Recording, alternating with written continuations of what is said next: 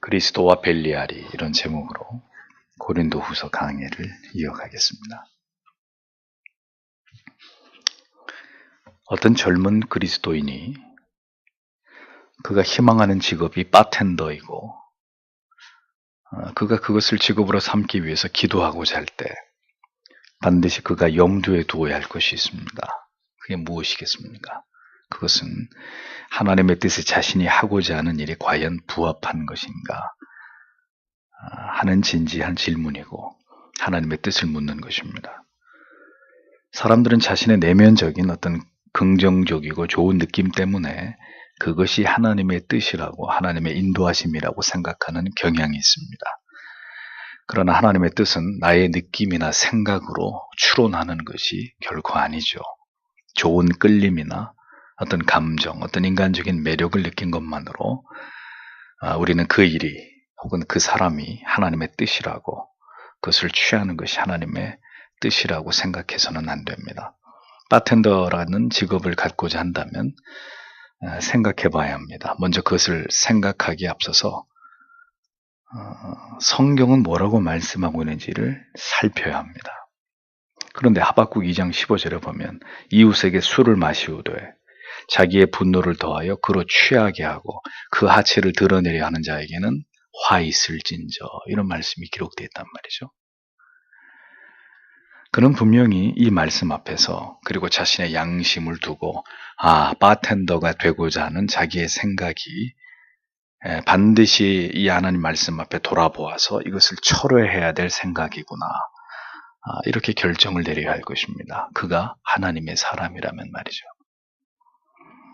같은 원리가 신자의 결혼의 배우자나 그리고 동업의 관계를 맺는 일에도 분명히 고려되어야 할 것입니다. 그런 점에서 오늘의 본문의 말씀은 신자가 결코 거스릴 수 없는 분명한 하나님의 말씀의 지침과 원리가 된다는 것을 우리가 기억할 필요가 있습니다. 성경은 지금 이 사안의 중요성을 강조하고 그것을 우리의 뇌리에서 지워지지 않도록 하기 위해서 매우 극단적인 비유를 들어서 이 논리를 전개하고 있습니다. 지난주에 생각해본 바로 앞절의 말씀 속에서도 의와 불법, 다른 해석으로는 의와 불의, 또 빛과 어두움이라는 극명한 대조, 서로 전혀 섞일 수 없는 그런 아주 극명한 대조를 통해서 결코 융합될 수 없고 화합되거나 함께 공존할 수 없는 존재가 신자와 불신자의 관계라는 것을 성경이 매우 엄중하게 다루고 있는 것을 우리가 살펴보았습니다. 그러니까 이것은 인간의 어떤 생각의 다른 여지도 완전히 차단하려고 하는 하나님의 분명한 의도하심이 이 말씀 속에 표현되고 있다는 것을 보여주는 것이죠. 하나님을 모르는 자, 불신자와 신자가 함께 무엇인가를 도모하거나 사귐을 갖는 것은, 코이노니아, 사귐을 갖는 것은 성경이 분명히 금지시키신 하나님의 명령이다 라는 것을 우리가 잊지 말아야 되는 것입니다. 오늘의 본문은 그 의미가 더 강화되고 있는 것을 보여주죠. 15절을 직역을 하면 그리스도께서 벨리알과 어떻게 조화를 이루며 믿는 사람이 믿지 않는 사람과 어떻게 함께 할 수 있겠습니까? 이런 뜻입니다. 벨리아르, 이 히브리 단어는 무가치함, 악함, 원래 단어의 의미는 그것입니다. 무가치함, 악함. 근데 구약 성경에서는 이 단어가 매우 나쁜 뜻으로 사용되었는데 이 단어가 개인에게 적용될 때는 불량하거나 방탕하거나 악한 사람들에게 이 단어가 주로 붙어서 사용되어진 예들이 나타납니다. 또 사본 가운데 사의 사본에는 이 벨리아르라는 단어가 악마의 왕을 의미했습니다. 오늘 이 본문에서는 그리스도를 대적하는 모든 행악자들의 우두머리인 사단의 다른 이름으로 벨리알이라는 단어가 사용된 것을 볼 수 있습니다. 그러니까 사도는 그리스도와 벨리알이, 그리스도와 사탄이 어떻게 조화를 이루겠느냐. 조화라는 단어는 일치, 협정, 합의, 합치, 조화, 화합, 이런 의미들이 복합적으로 이 조화라고 번역된 히브리 단어 안에 들어가 있는데, 그러니까 보십시오. 빛의 주관자와 어두움과 불법의 주관자가 어떻게 손을 잡을 수가 있느냐, 그런 뜻입니다. 그리스도의 나라와 사단의 나라가 어떻게 연합과 평화를 이루면서 공존할 수 있다는 것이냐. 자유민주주의와 공산주의가 어떻게 공존의 길을 모색하고 서로 평화롭게 사이좋게 될 수 없는 일이라, 가당치 않은 일이라는 거죠.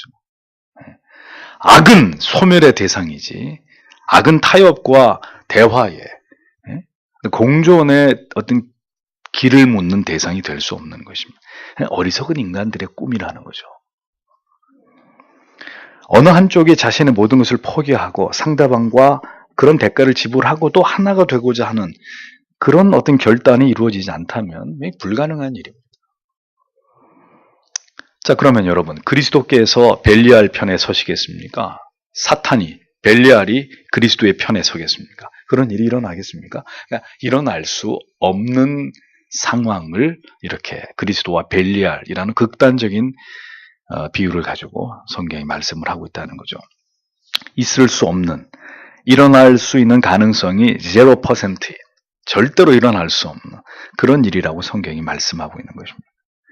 그리스도와 사단이 하나가 되어서 조화를, 연합과 화평을 이룰 수 없는 그 극단의 결과처럼 믿는 자와 믿지 않는 자는 상관할 수 없다. 이게 성경의 결론입니다. 성경이 딱 못을 받고 있는 거죠. 그러니까 꿈도 꾸지 말라는 거예요. 아예 생각도 하지 말라는 것이. 에이, 그래도 어떻게 좀 노력을 하면 뭔가 답이, 그런 생각을 하지 말라는 거죠, 성경은. 상관하다라는 말은 어떻게 벨리알과 그리스도가 상관하다라는 말의 의미, 부동산과 같은 자산을 공동으로 소유하다, 같이 이것을 공유하다 할 때 쓰는 말입니다. 상관하다 말은. 그러니까 모든 것을 함께하는 삶을 뜻하는 것으로 부부가 되어서 모든 생각과 마음과 어떤 계획과 어떤 도모들이 부부가 되면 이 같이 다 공유가 돼야 되잖아요. 그렇죠? 예, 부부라고 하면서 재산을 따로 관리하고, 부부라고 하면서 너는 너, 나는 나, 부부가 아닌 거죠. 성경에 말하는 부부는 그런 개념이 아니거든요. 살과 뼈가 합쳐진, 내 몸 중에 몸이요 내 살 중에 살인 게 부부잖아요. 그러니까 모든 생각과 마음과 계획과 모든 도모하는 것들이 공유되고, 서로가 그것에 대해서 충분히 알고 있고 동의하고 있고, 그것을 위해서 하나님께 함께 뜻을 모을 수 있는 그게 부부란 말입니다. 그런데 이 상관하다, 그렇게 모든 것들을 같이 공유해야 되는데 어떤 것도 공유될 수 없다는 거죠. 뜻이 통할 수도 없고 대화 자체도 안 되고, 무엇 하나 같이 함께 그것을 공유하면서 추구할 수 있는, 그것을 이루어갈 수 있는 그런 관계가 절대로 되지 못한다는 거죠. 누가? 신자와 불신자가 그렇다는 것입니다. 어떤 공통 분모도 존재하지 않는다라고 성경이 분명히 말씀하고 있는 것입니다. 왜 그럴까요? 왜 모든 부분에 있어서 함께 공유될 수 있는 것이 전혀 존재하지 못하는 것일까요? 영이 다르기 때문입니다. 이 사람은 그리스도의 영을 받은 사람이고, 이 사람은 그리스도의 영이 아니라 마귀의 영을 가지고 있는 사람. 그러니까 조화될 수가 없는 거죠. 상관할 수가 없는 거예요. 함께 무엇이든지 공유가 되지 않는 것입니다. 가치관이 전혀 다르기 때문입니다. 살아오면서 자이건 타이건 우리 자신에게 깊이 영향을 미친 어떤 사고가 있잖아요. 사상이 있단 말이죠. 가치관이 있단 말이죠. 그런데 이것이 신자와 불신자는 판이하게 다르다는 것입니다. 왜요? 무엇과도 같은 부분이 존재하지 않는 상태로 신자와 불신자가 그렇게 살아왔단 말이에요. 성장해 왔단 말입니다. 그러니까 어떤 부분에 있어서도 같은 점이 없는 거예요.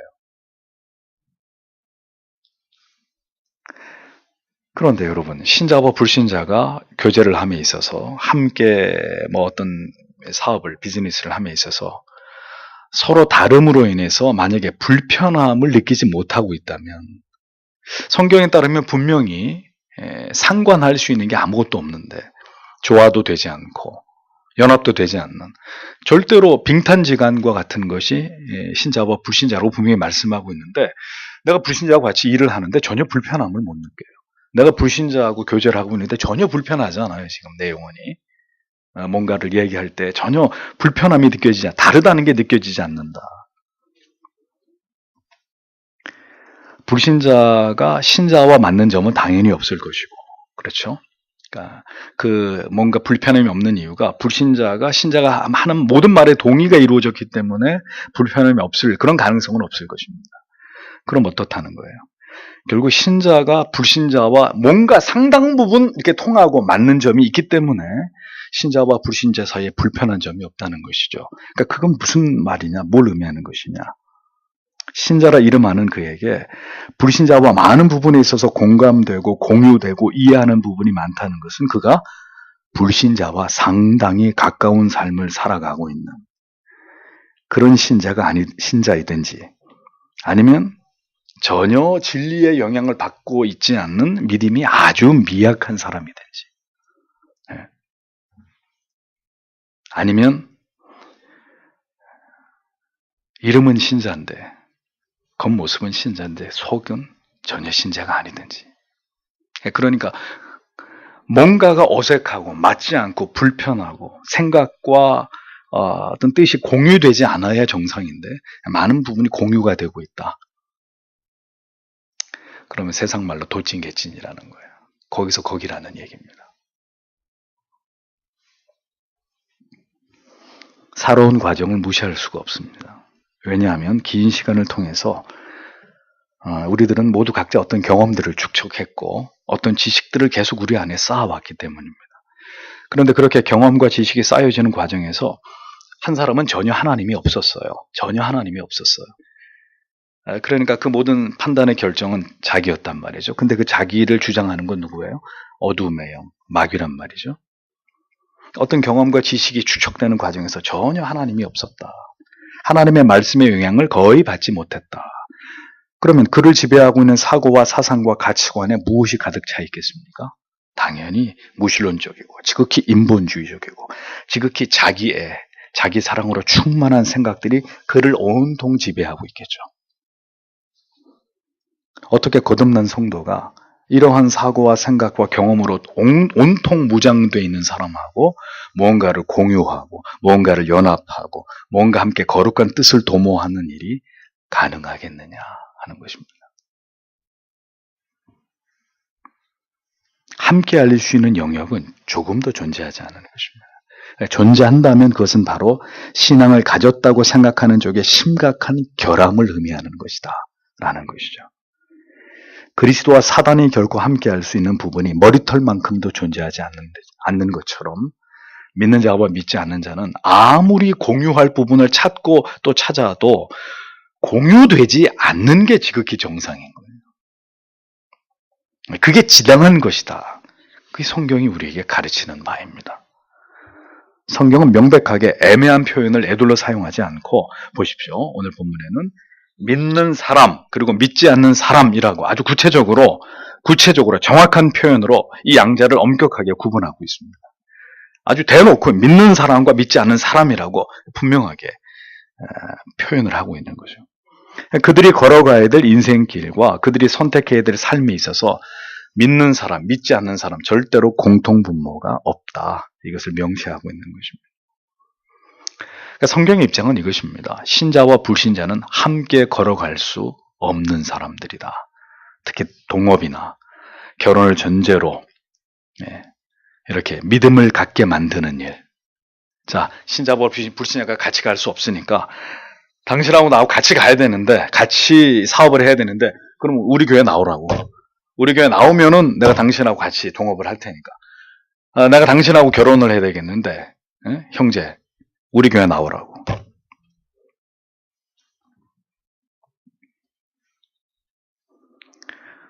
그것은 도박입니다. 도박.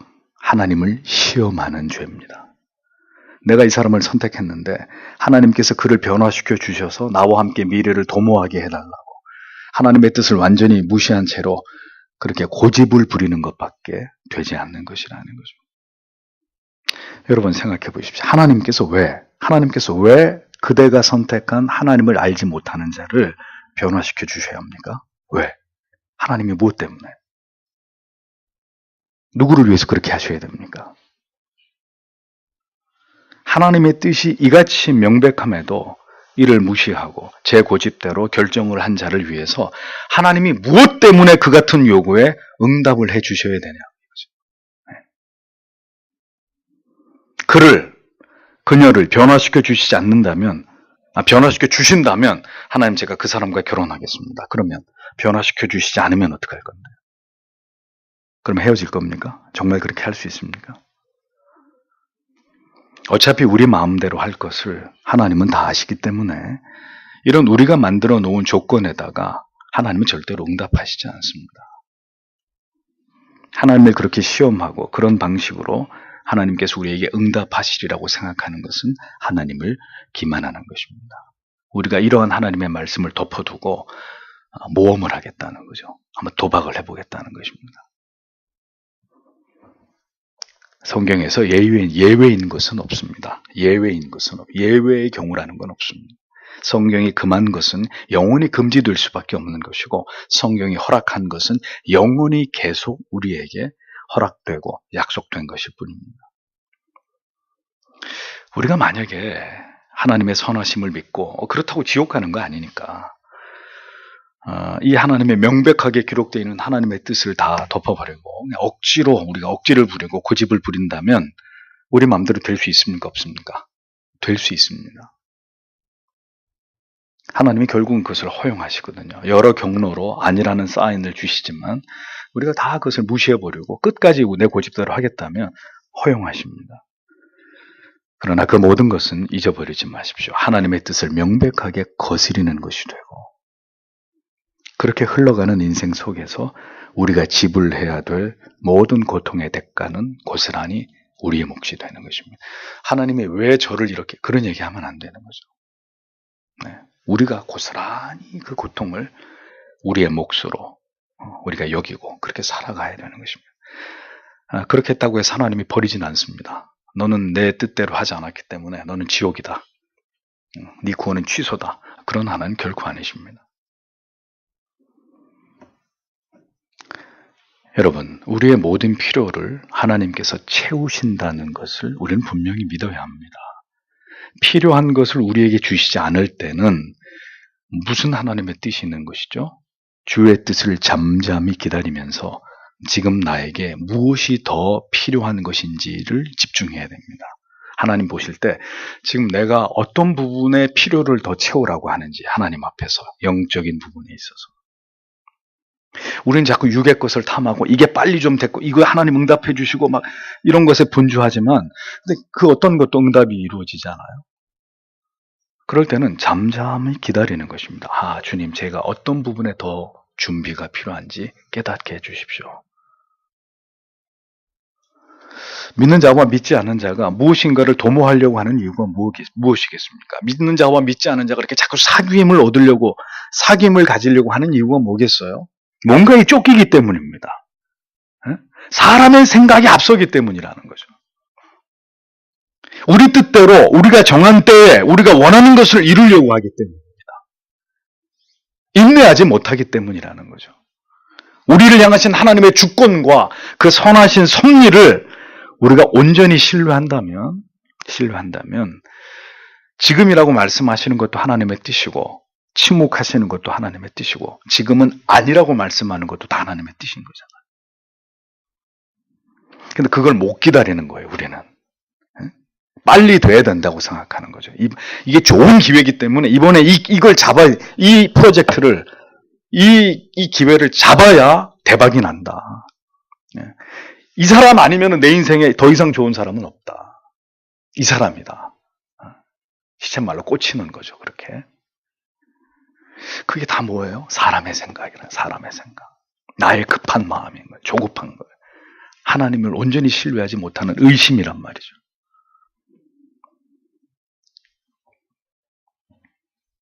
절대로 함께할 수 없는 사이를 함께하려고 만들려는 것이 여러분 하나님의 뜻을 거스리는 것이 아니면 무엇입니까?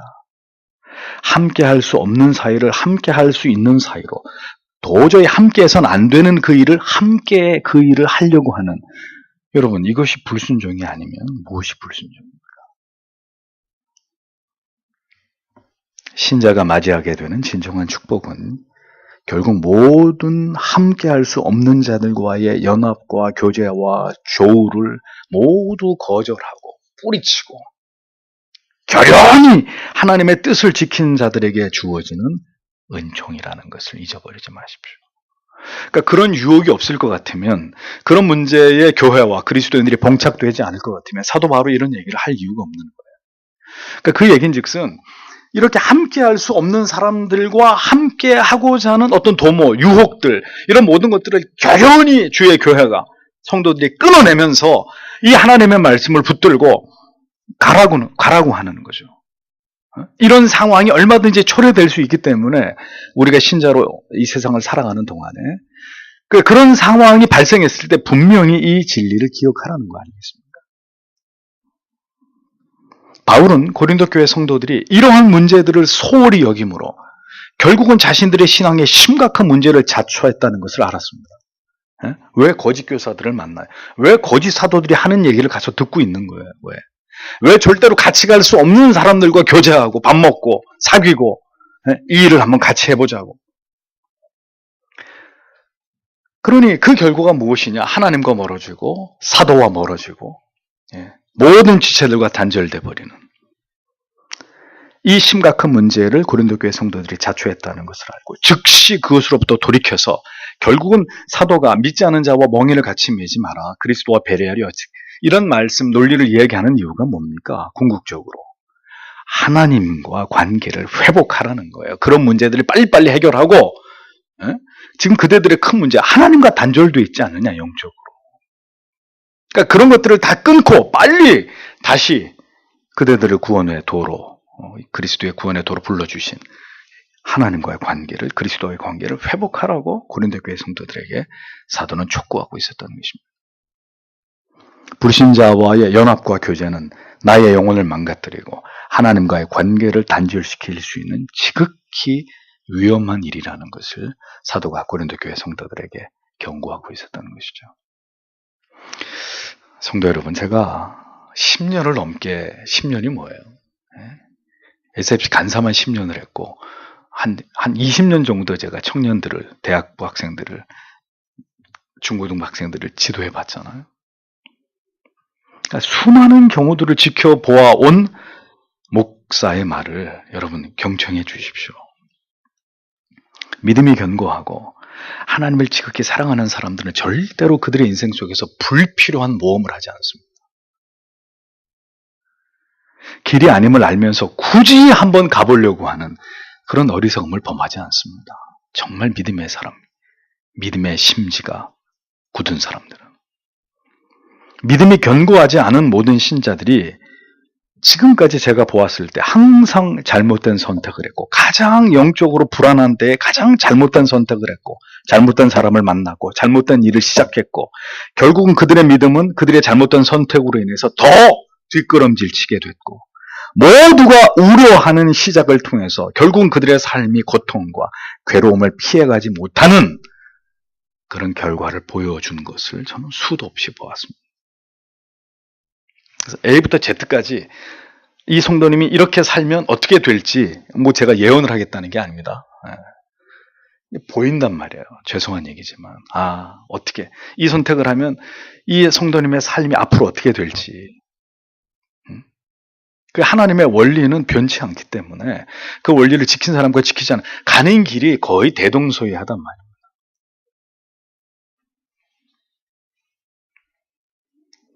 여러분도 기어이 그 길로 가고자 하십니까? 돌이키십시오. 하나님께서 인도하신 명백하신 만남이 아니라면 그것은 지금 우리가 어리석은 고집을 부리고 있는 것일 뿐입니다. 주께서 부디 우리의 마음을 주관해 주시고 우리의 영혼에 명민함을 더하셔서 하나님의 뜻을 쫓게 되기를 여러분 간절히 소원하고 기도하셔야 합니다. 하나님 깨닫게 해달라고. 내가 지금 가고자 하는 이 길이 맞는지, 내가 함께 하려고 하는 이 일이, 이 사람이, 이 뜻이 과연 하나님을 기쁘시게 하는 것인지 여러분들의 마음을 하나님 앞에 열어놓고 하나님, 이 무죄한 죄인에게 깨달음을, 하나님의 인도하심을 허락해달라고 진지하게 기도해 보시란 말이죠. 하나님의 뜻은 우리가 생각하는 시간보다 훨씬 더 더디게 이루어질 수 있으나 그 길은 반드시 우리를 위해서 하나님께서 모든 것을 예비해 두신 그 하나님의 뜻을 이루음에 있어서 조금도 부족함이 없는 길이라는 것을 잊어버리지 마십시오.